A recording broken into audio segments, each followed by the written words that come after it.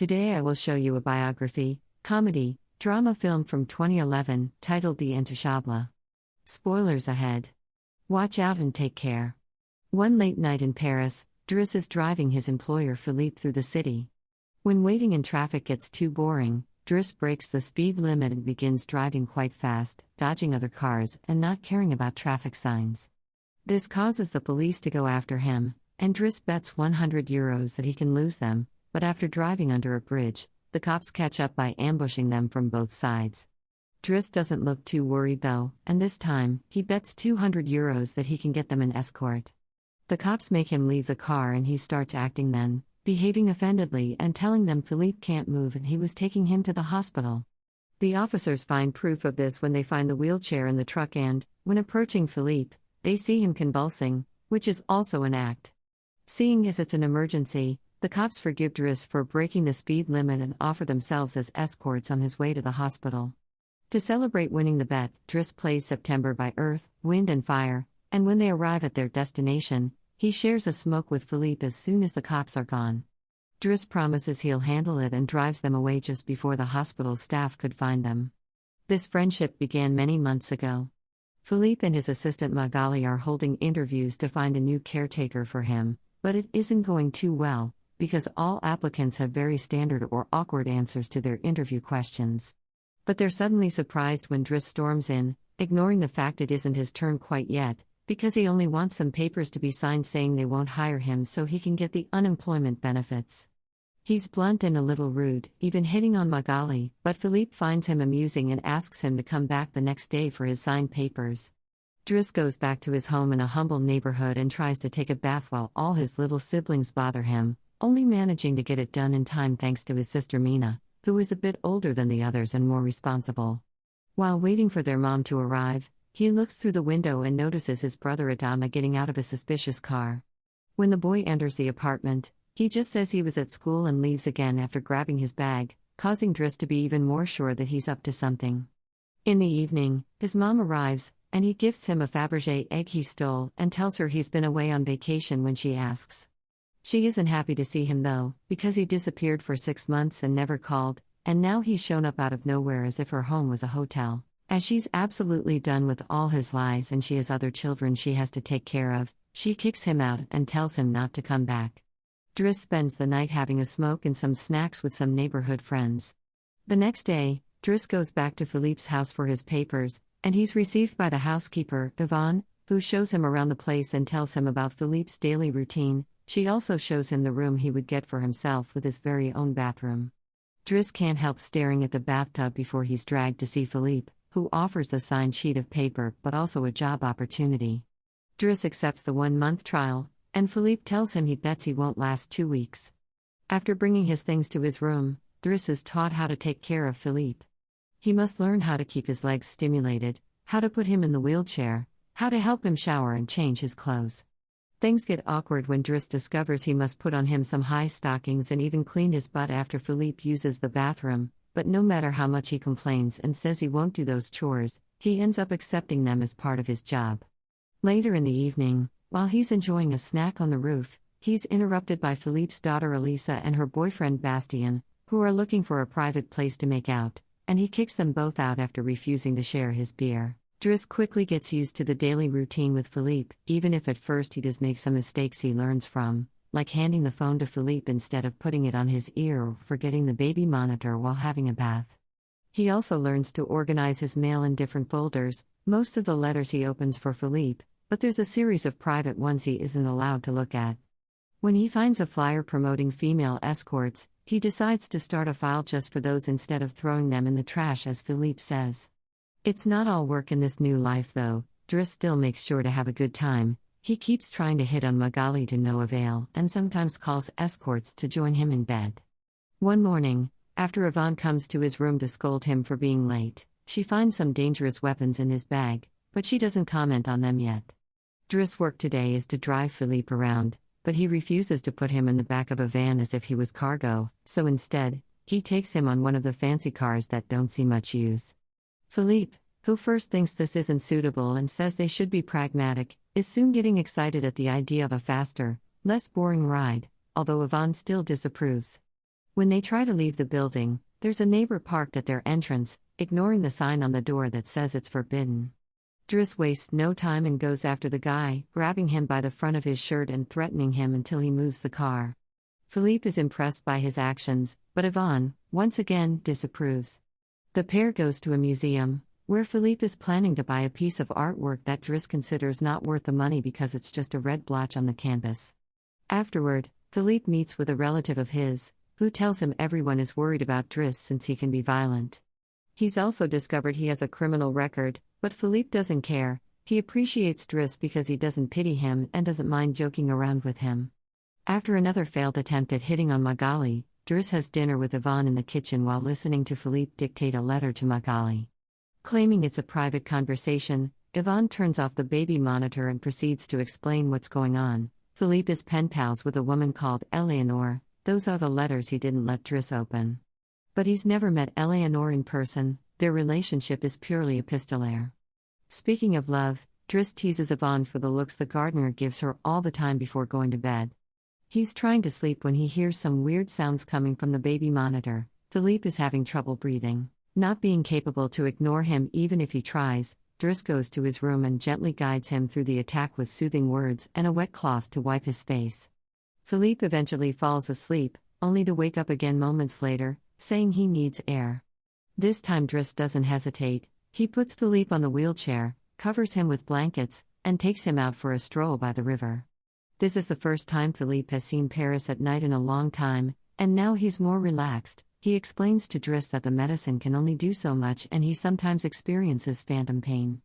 When they see some girls walking by, Philippe also confesses he isn't capable of pleasuring a woman because of his situation, but he still can enjoy some satisfaction when he gets his ears massaged because they are sensitive zones.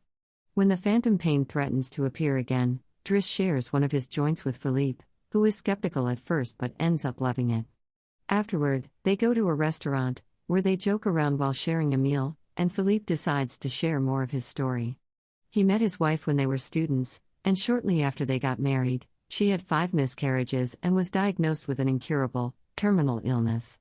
That's when they adopted Elisa. Philippe has always loved competitions, extreme sports, and speed, and a paraglider gave him that. It was during a paragliding session that bad weather caused him to crash and break his vertebrae, although he still thinks his real handicap isn't the chair but living without his wife. After joking around some more, Philippe remembers the date and realizes Driss has passed his 1-month trial, so he's now officially hired. But he needs to start by bringing back the Fabergé egg he stole because it was a gift from his wife. She would give him one every year, and he has exactly 25, matching their time together. The next day, Driss goes to talk to Mina when she's leaving school, who is a bit offended because he hasn't been answering her messages except to ask her to look for the egg. She also tells him about some cops that have been calling their home. Afterward, he visits Adama, who confesses he was found with 30 grams on him. Driss wants to take him to lunch, but Adama refuses and instead gets in the same suspicious car from before. Later on, Driss is allowed to be present while Philippe dictates his letter for Eleanor to Magali. He thinks this purple prose is very boring and that Philippe should be more direct. He's also baffled to hear that this has been going on for 6 months and they never exchanged pictures. When he finds her phone number on one of the letters, he takes it as a sign and calls her, obliging Philippe to take the phone and finally speak to her outside the written word. Their conversation goes so well, Philippe is now on the phone with her all the time, even right before he and Driss attend the opera, during which Driss laughs and makes fun of the costumes. The next day, Driss convinces Philippe to accept to exchange pictures with Eleanor and chooses one of him in the wheelchair. Afterward, while he's painting, Elisa bursts into his room to ask him for cigarettes and makes fun of him for trying to be artistic. Getting angry, he kicks her out before going to see Philippe, who is currently asking Yvonne to change the chosen picture for one of him when he wasn't quadriplegic. She hides the picture inside the escort file right before Driss burst in, complaining about Elisa and telling Philippe he needs to discipline her, something Yvonne agrees with. Philippe agrees to talk to her, but he's mostly surprised when Driss lets it slip that he's been painting. Days continue to pass, and the friendship between Philippe and Driss continues to grow. Driss takes him to play in the snow and brings him with him when he goes out for a run. Philippe gets him his first suit and scolds his daughter while Driss listens to him through the baby monitor.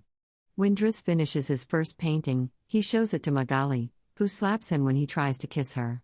Philippe, however, likes the painting and promises he'll try to sell it. The two of them have a great time with each other, enjoying things like getting a faster car, sharing joints, and even hiring escorts together.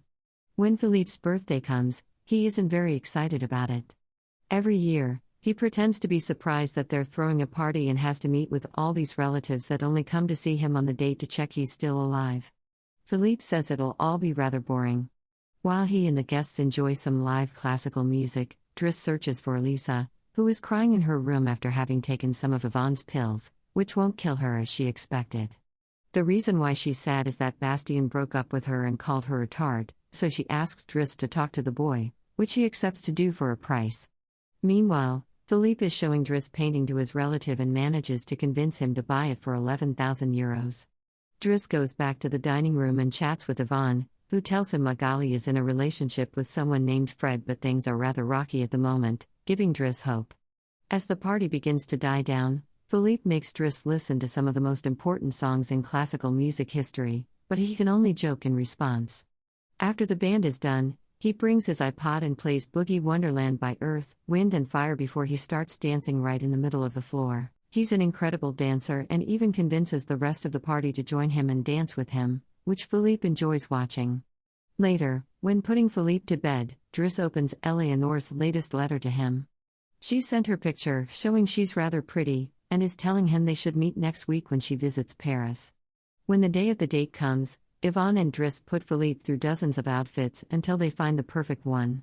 And since it's Yvonne the one that will take Philippe to the date, Driss uses his day off to visit Bastien and threatens him until the boy accepts to apologize to Eliza and to bring her croissants every day. He also asks him to fix his hair. Afterward, he visits his mother at work, but only to watch her from afar. At the restaurant, Yvonne and Philippe are waiting for Eleanor, who is very late. After waiting for an hour, Philippe gives up, calls Driss to ask him to take him away, and then leaves the restaurant without noticing Eleanor is arriving at the same time. That same night, Philippe takes Driss with him in his private plane and gives him the money he got for selling the picture, making him immeasurably happy. They make it to the countryside the next morning, and Philippe decides to go paragliding, dragging Driss with him as well. Driss doesn't want anything to do with it, but after initially freaking out, he ends up enjoying the experience. When they return home, Adama is there waiting for Driss and gets scolded when he sees the scars on his face. Adama will still not tell Driss what's happening in his life though, so Driss makes him wait in his room while he calls Mina to tell her not to worry and goes to put Philippe to bed. Philippe, however, isn't sleepy yet. After making Driss look at a painting with him, he asks him about his family, which Driss at first doesn't want to talk about, but eventually gives in. It turns out Adama technically isn't his brother and his parents aren't actually his parents, they're his aunt and uncle. They fetched him from Senegal when he was 8 because they couldn't have kids, and his real name is Bakari Bassari, but because other kids had that name, they called him Idris, and that became Driss. One day, his aunt miraculously was able to conceive, and after his uncle died, there were other men and more kids as well. In the same way Driss had talked to him about Elisa, Philippe points out that Adama needs discipline, so he fires Driss so he can be there with his family because he can't spend his whole life taking care of an old man. The next morning, after Bastien has brought his daily croissant while wearing a better hairdo, Driss packs his bags and gets ready to go. Magali comes to say her goodbyes, and when Driss tries to hit on her one last time, Magali introduces him to his significant other Fred, which is short for Frédéric. Turns out Magali isn't interested in men, and Driss gives up on the spot. On his way out of the house, he gives the baby monitor back to Yvonne and teases her for having lied to him about Magali just to mess with him. In return, she gives him the escort file he had started, and he's disappointed to find the picture he had chosen is hidden there. Driss throws away the file, but he keeps the photo for himself. Once outside, he finds a car once again blocking the entrance, so he asks him to move away even if he doesn't work there anymore. When Adama calls him out for it, Driss says as a matter of principle. A few hours later, the two brothers go pick up their mother at the station while back at the house. Philippe is having his first dinner together with his new caretaker, who is stuffy and boring, and Philippe decides to leave him without even having a bite. Since Yvonne is out on a date with the gardener, nobody is there to scold him for it. As days pass, Driss goes back to his old life. He hangs out with his old friends again and tells the guys from the suspicious car not to bother Adama anymore. When he goes to an interview he doesn't have enough experience for, he manages to win over the employer by calling himself pragmatic and using all the art knowledge he acquired while working for Philippe. This lands him a job as a driver. Philippe continues to dislike his new caretaker and is in a constant bad mood. One night, he refuses anyone in the house to help him with his phantom pain, so Yvonne calls Driss and asks him to come over. That's how they find themselves in the situation from the beginning, with the cops chasing after them first and escorting them to the hospital later. After that little adventure, Driss drives Philippe to the coast, and the sight of the sea helps Philippe calm down. Sometime later, Driss takes care of Philippe's overgrown beard before taking him to a restaurant for lunch, but he doesn't stay, because someone else will be making Philippe company today. Driss wishes him luck and finally gives him back his egg before leaving, and Philippe starts worrying about being alone until he sees who his date is, Eleanor, who is delighted to see him and doesn't mind the chair at all. The real Count Philippe Pozzo di Borgo now lives in Morocco. He is remarried and has 2 daughters. The real Driss, actually called Abdul Yasmin Selou, has his own firm and is also married with 3 children. The 2 men continue to be very close friends to this day. Hey, thanks for watching. May God bless you. Please subscribe and hit the